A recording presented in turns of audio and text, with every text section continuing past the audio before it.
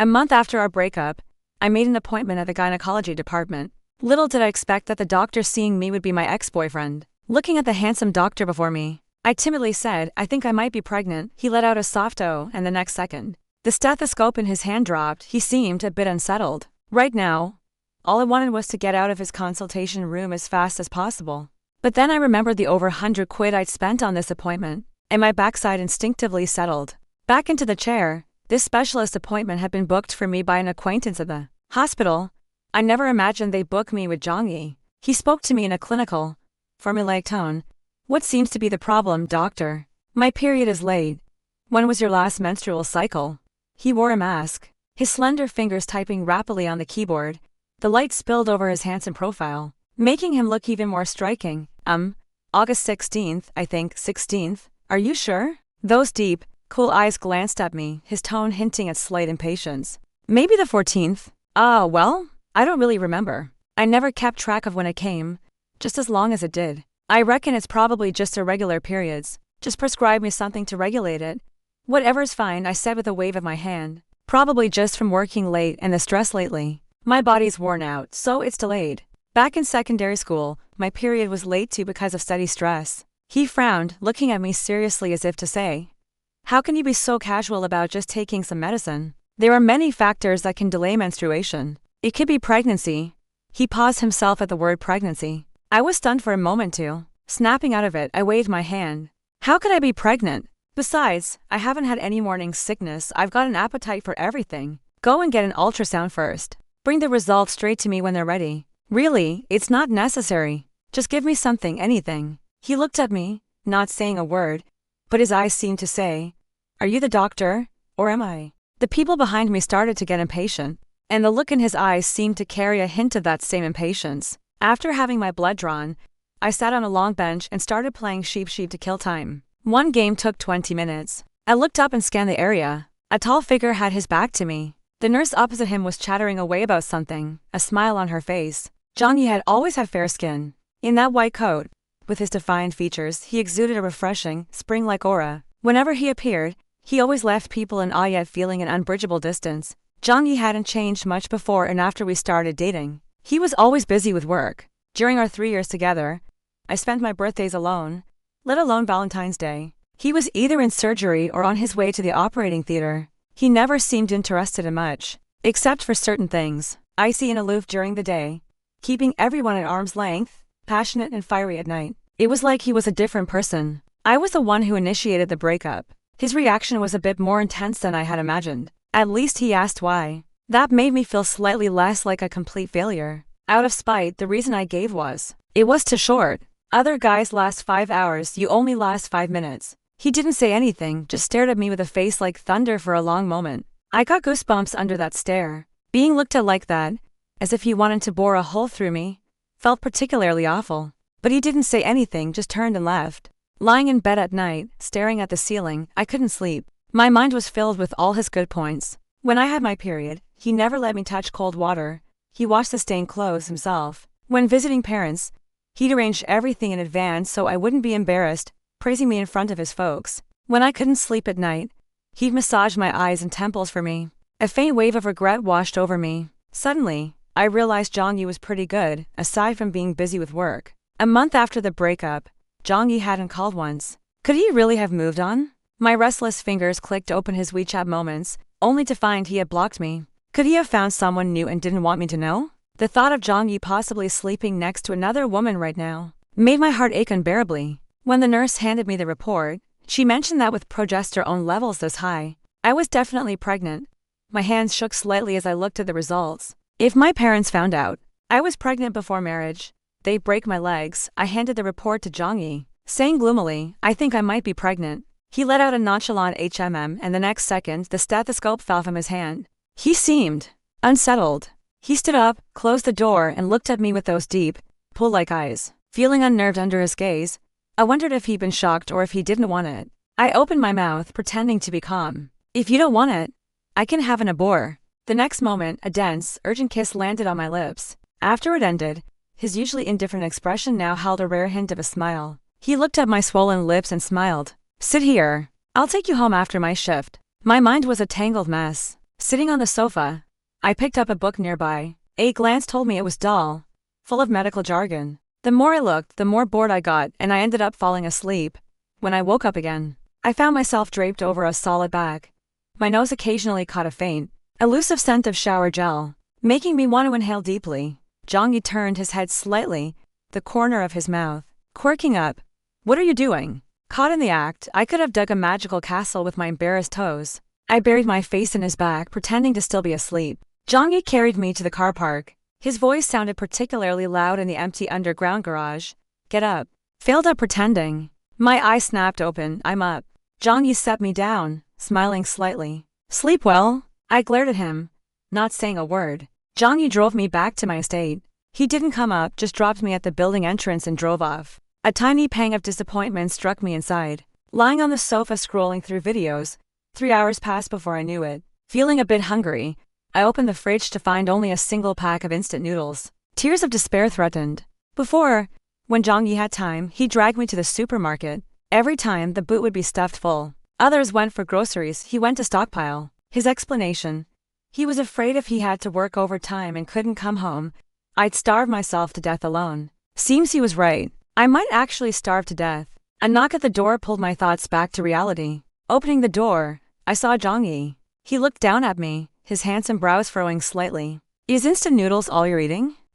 It's all that's left at home." He sighed, giving me a look that screamed I can't even, then walked straight into the kitchen with a large bag of groceries, rolling up his sleeves to get to work. Watching his busy back, I was a bit dazed. His handsome, focused profile added a layer of familiarity and closeness. Perhaps I stared for too long. He noticed, turned around and said with a slight smile, "Pack your things. You're moving in with me." "What? I'm not reassured about you living alone." Moving with me was this cohabitation. If my parents found out, my other leg probably wouldn't be safe either. Getting pregnant before marriage was already a major taboo in my family. When I graduated from university, my family explicitly told me I could date, but absolutely no cohabitation or pregnancy. Before marriage, it's usually the girl who gets hurt in the end. I rejected him outright. "No. I'm perfectly comfortable living alone." "Zhang Yi, do you want the child to know its parents slept in separate rooms, even before it was born?" He continued. "Can you bear to let the little one in your belly eat instant noodles with you every day?" Logical genius. I'm convinced. Stop me. Almost ready to eat. Zhang Yi made for dishes and a soup, every one of them my favorite. Tears uncontrollably streamed from the corner of my mouth.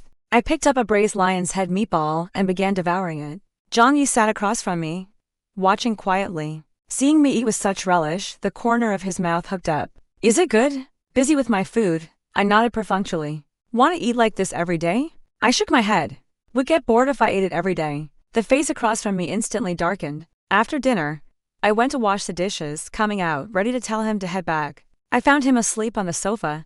His head was tilted slightly, dark circles under his eyes. His long, dark eyelashes trembling slightly, as if he were utterly exhausted. I sat beside him, studying him carefully, an urge rising to reach out and touch this man. Before my hand could make contact, his own hand captured my restless one. Our eyes met. My entire face flushed crimson. I tried to pull my hand back, but he held on tightly. I explained flusteredly, I just saw a mosquito on your face. I was going to swat it." He narrowed his long, peach blossom eyes, looking very much like a smiling villain. "It's winter. Where would a mosquito come from?" I could only offer an awkward laugh to ease my embarrassment, inwardly cursing myself for having such itchy hands. Unable to resist touching someone's face and getting caught red-handed. He leaned closer, step by step.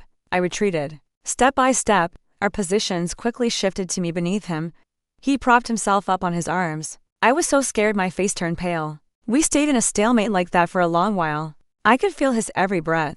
Those unfathomable, seemingly amused eyes looked back at me, smiling, as he leaned down bit by bit. Watching him draw nearer, I instinctively closed my eyes, wearing a look of grim determination. But I waited and the expected thing didn't happen. I cautiously opened one eye. Zhang Yi was in a great mood, looking at the phone beside me. "Looking at what? So happy?" Zhang Yi chuckled softly. "They posted photos from our Tibet trip in the group chat." I raised an eyebrow. "You went traveling to Tibet after we broke up?" Zhang Yi gently brushed the hair from my forehead, explaining, "Not for travel. The hospital sent a medical team to Tibet recently." I was on it. I picked up the phone and flipped through the photos. In them, Zhang Yi was smiling brightly. Standing next to him was a fair-skinned girl. Zooming in carefully. You could see the girl's hand resting on his shoulder. When I used to take photos with him, he always had that cold expression. I rarely saw him smile so happily. I asked, pretending nonchalance, is that girl new? Haven't seen her at the hospital before. Jong-yi took the phone back, giving a light then awkwardly tilted his head to look elsewhere, seeming distracted. She's a new trainee I'm mentoring. My mood became slightly complex. Jong-yi and I had been together so long, but we never went traveling together. Exhausted from the day's tossing and turning, all I wanted now was a shower and sleep. In the bathroom, I touched my stomach. My mind was still a blank slate. It felt unbelievable that there was a little one inside me. Turning off the water, wrapping myself in a towel, I walked out. Go shower. I'm going to sleep, so tired. Jong-yi was standing on the balcony on the phone with a furrowed brow. I could vaguely hear him reprimanding someone. Hearing me, he turned around and perfunctorily replied, I picked up the hairdryer to dry my hair, but he took it from me. Who were you on the phone with just now? Sounded like you were really angry. He smiled helplessly. Who else? That new trainee. Honestly, such a headache. I let out a soft "oh." I rarely saw Jong-yi with such strong emotional fluctuations. At least, I never caused it. Jong-yi quickly shifted the topic back to me. Moving in, this guy was really shameless, actually trying to tempt me with Gucci and Chanel. I could only grit my teeth and reluctantly agree. At night, as we slept, a certain someone started tugging at my clothes, and after removing them, his hands began wandering all over. Jong-yi quickly informed both sets of parents about my pregnancy. My mom was thrilled that I had found such a high-quality son-in-law for her. My dad's face remained ashen, silent. My legs were saved the day before the visit. I told my younger brother to take the rolling pin from home and burn it. That evening, my mom was about to take out her specialty, hand-pulled noodles. But she found the rolling pin was gone. No noodles for dinner. Before we even went to Jong's family home, Jeong's mother showed up early one morning, beating gongs and drums, carrying 2 old hens and 6 old turtles to nourish me. I was about to say, Auntie, you should keep these for yourselves to nourish your health. She waved her hand dismissively, then tossed out a red booklet and a car key fob, a Rolls Royce. No less. I was stunned. I knew Jong's family was well off, but I didn't know they were this rich. The words on my lips immediately changed to, Mum, even if you stewed every chicken from the entire farm, I'd eat them all, soup included. Jeong's mother, eyes reddening, said to me, Xiao Xiao, my son is finally getting married. My hanging heart can finally rest. All his previous girlfriends broke up with him because he was too busy. Only you didn't mind him. She patted my shoulder. Xiao Xiao, after you have the baby, I'll give you to Riverside Villas. I really like you as my daughter-in-law. My jaw dropped, almost hitting the floor. It was clear she loved children. The wedding was set for the end of the year, just a few months away. Both sets of parents were urging us to register our marriage ASAP. My mind was still in a daze. I couldn't believe I was getting married so soon, and with a little one on the way. It all felt utterly surreal. In the morning, I was still sleeping in a daze when Jong-yi woke up, already dressed in formal attire. I was literally woken up by how handsome he looked. Rubbing my eyes, I asked, why up so early? He suddenly gave a low laugh, wrapped an arm around my waist and gently lifted me, placing me on the dry, clean surface of the dressing table. He leaned down, hands on either side of the table, his dark eyes level with mine. Have you forgotten? Today's the day we register our marriage. I smacked my forehead. Oh, I really did forget. They say pregnancy brain lasts 3 years. Mine seems to have started early. I changed into the white dress Jong-yi had prepared for me. He linked his arm with mine. Let's go, Mrs. Jong. I thought we were early enough, but others were earlier. The registry office was packed. Looked like we'd have to wait an hour or two. Jong-yi seemed even more nervous than me, making several trips to the loo within an hour. I gently poked him, joking half-heartedly, Jong-yi, is your kidney not working well? Why so many bathroom breaks? Jong-yi curled his lips, a hint of teasing in his eyes. Don't you already know whether my kidneys are good or not? The couple next to us accidentally overheard, eliciting a soft laugh from them. My face instantly flushed red. I never noticed before how shameless this guy could be.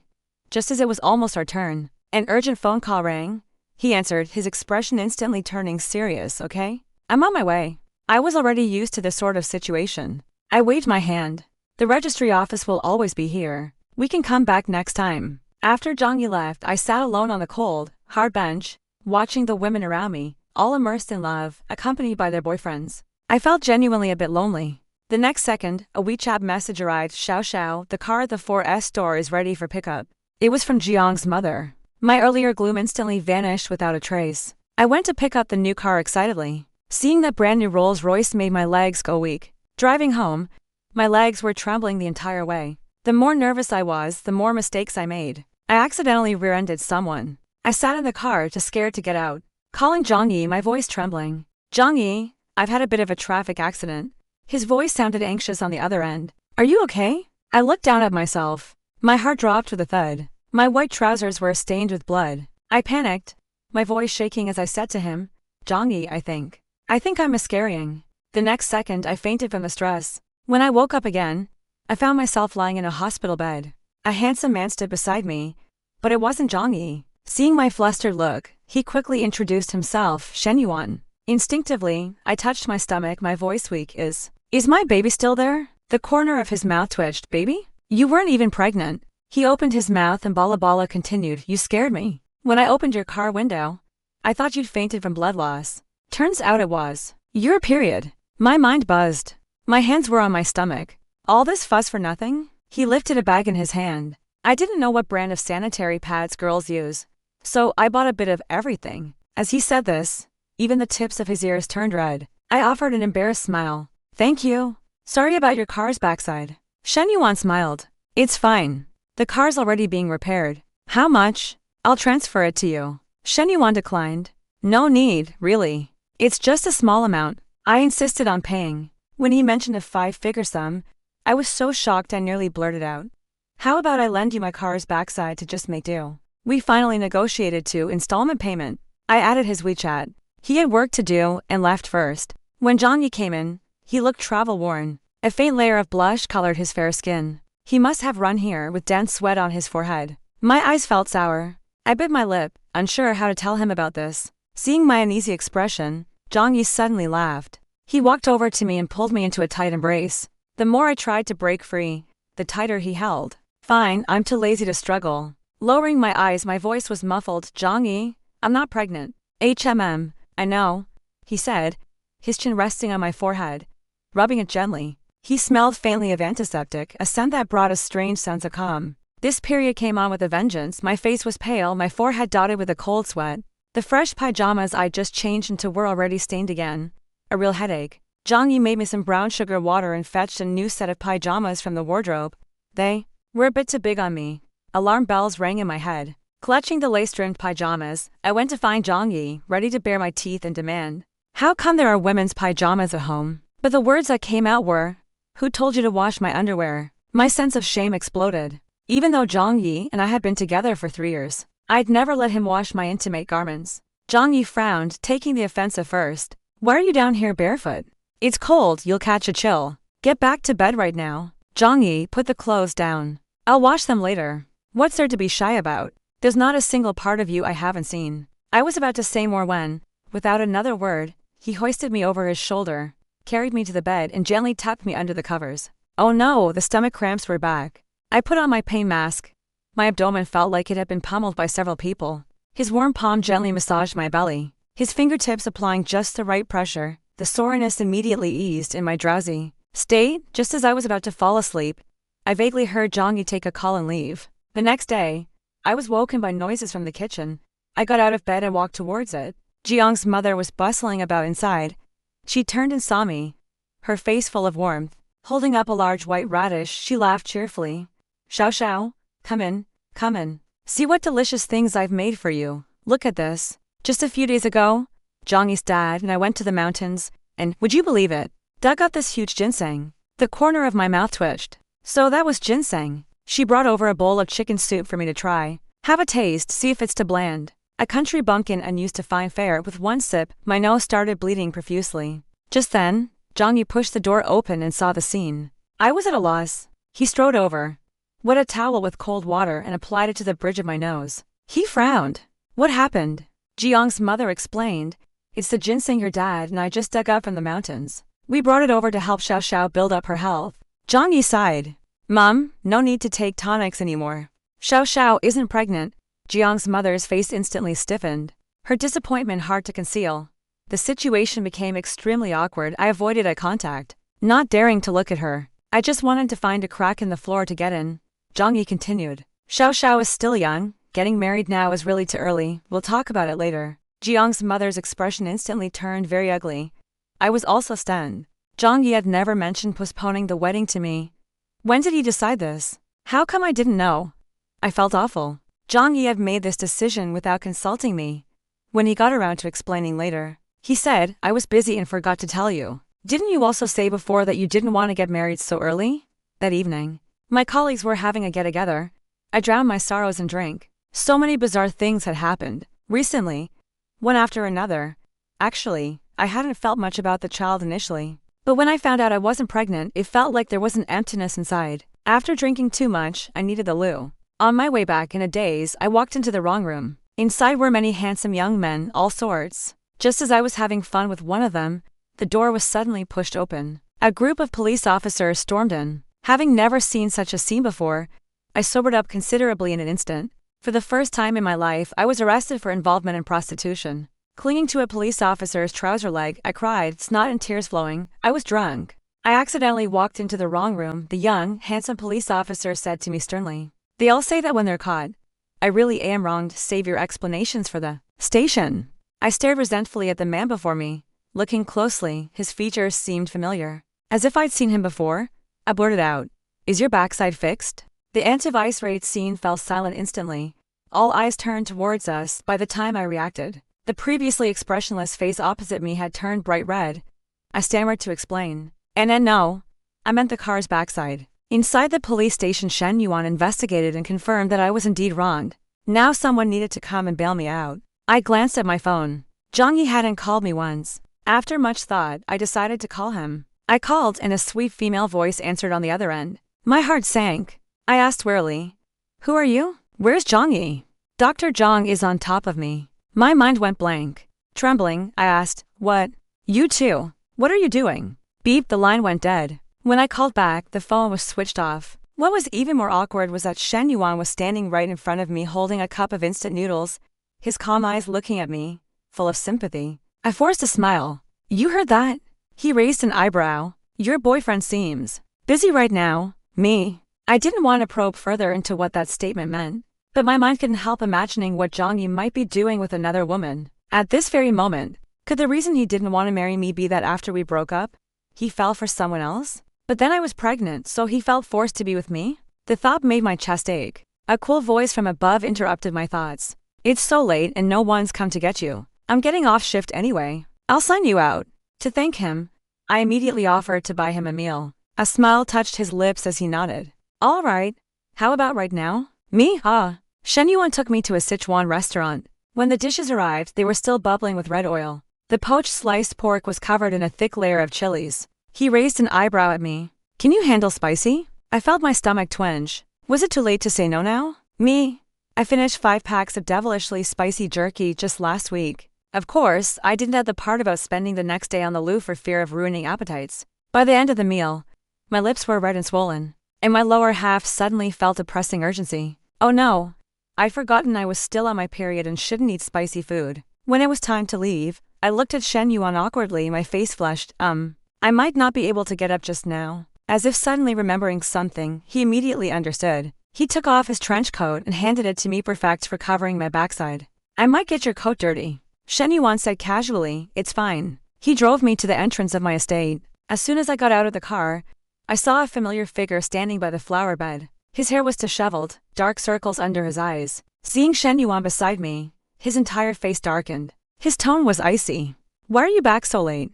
I completely ignored Zhang's presence, bent down and smiled at Shen Yuan. Sorry for the trouble. I'll return your coat another day. He gave a soft HMM and drove off. When I turned around, Zhang's face was as dark as thunder. Upstairs, I gave him a stiff explanation of what happened that evening. He frowned. Such a big thing.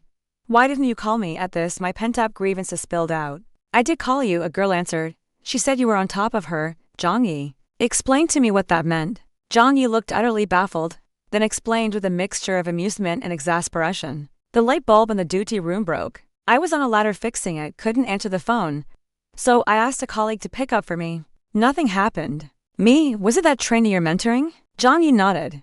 There's nothing between us. She already has a boyfriend. To prove it, he even showed me a photo on his phone of the trainee with her boyfriend, who was also a doctor at the same hospital. Me? Then why didn't you answer when I kept calling? My phone died. Once I charged it, I called you over a dozen times, but no one picked up. Don't you have some explaining to do too? Jong-yi raised an eyebrow. Looking at me, you age. I blocked you. In my fit of anger, I directly added him to the blacklist. Sigh. What a headache. Why had so many unlucky things happen recently? I thought for a long time, then looked up at him seriously. Jong-yi, I think we should take a break for a while. We only got back together because of the pregnancy scare. Now that we know there's no baby, I don't think there's any need to continue. Jong-yi grabbed my hand, with his brows tightly furrowed. But haven't we already cleared everything up? I pulled my hand away. Jong-yi, really? Let's both calm down for a while. Too much has happened recently. My mind is a mess right now.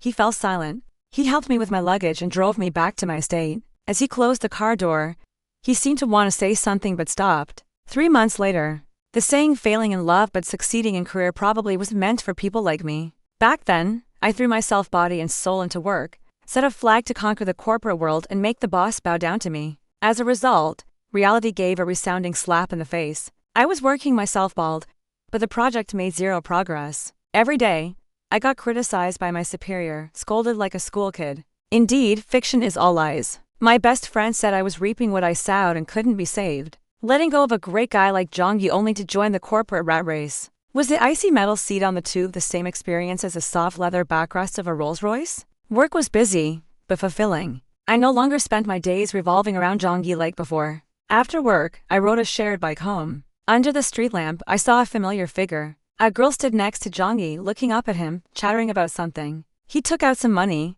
bought a baked sweet potato and handed it to the girl. The scene was warm and cozy. For a moment, I was distracted remembering university days. It was cold outside and I, wearing pajamas, refused to get out of bed in the dorm. I was on the phone with Jong-yi, almost falling asleep.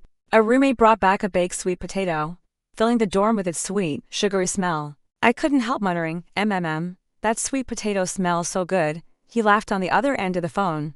What is so great about a baked sweet potato? I couldn't be bothered to argue. 15 minutes later, he texted me to come down. Northern winters are harsh. His fair face looked even paler from the cold. He frowned. Why did you come down in slippers? You should have put on another pair of socks. He took out roasted chestnuts and a baked sweet potato from inside his coat, still steaming. He shoved them into my arms and before I could even say thanks, he urged me to go back up. Don't catch a cold.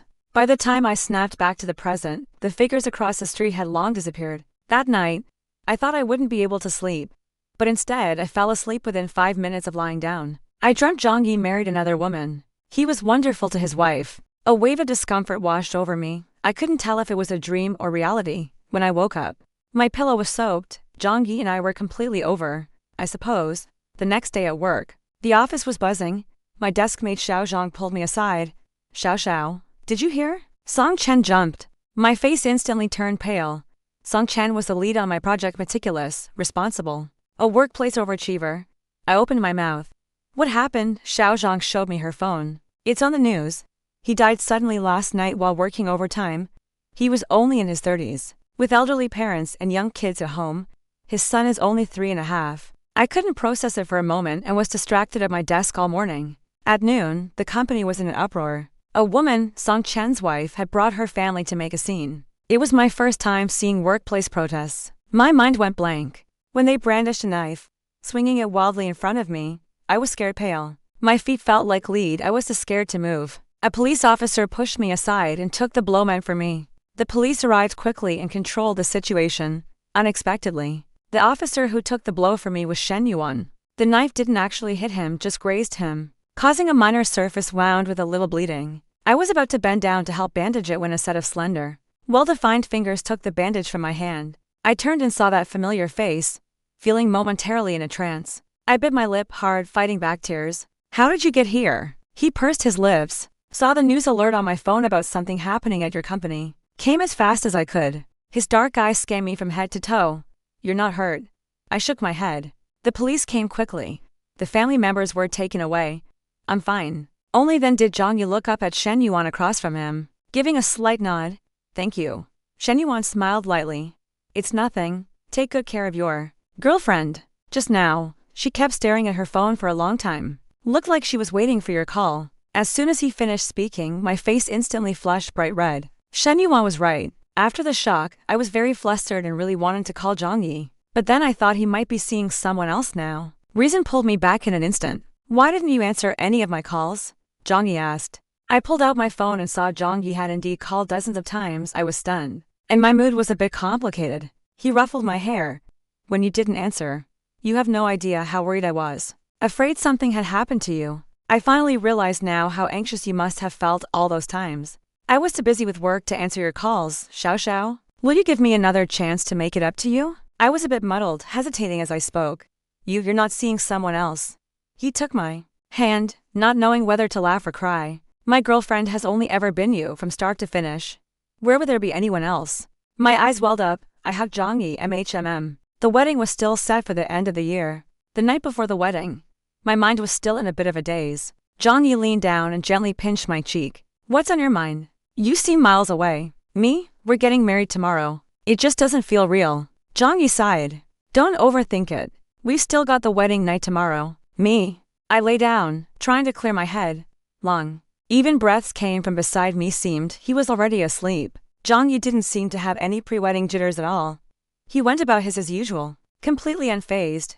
Thinking about it, I felt myself drifting off too dazedly. I heard a voice beside me whisper, Wife? Wife, are you cold? Suddenly, a certain someone pressed closer, hands roaming over me. Making my whole body grow warm and restless, I said, Go to sleep. We're getting married tomorrow. With that, I turned over and tried to sleep. However, my command held sway for less than 3 minutes. The so is being insatiable. A pair of cool hands undoing my buttons, having their way with me. On the wedding day, the usually calm and unperturbed Jongyi actually shed tears. He held me close. Having you for the rest of my life, it's wonderful. The first day of my period, my back ached, my stomach cramped, and I foolishly went and drank an ice-cold cola. Karma struck. The pain had me rolling around in bed. Jongyi was rubbing my belly while scolding me for eating and drinking recklessly. Suddenly, he stopped, those deep and serene eyes fixed on me. I'd seen the look many times before. It spelled mischief. I know a way to cure your stomachache. My eyes lit up. What way? Have a baby. I rolled my eyes and politely removed his hand from my stomach. You know what? My stomach doesn't hurt so much anymore.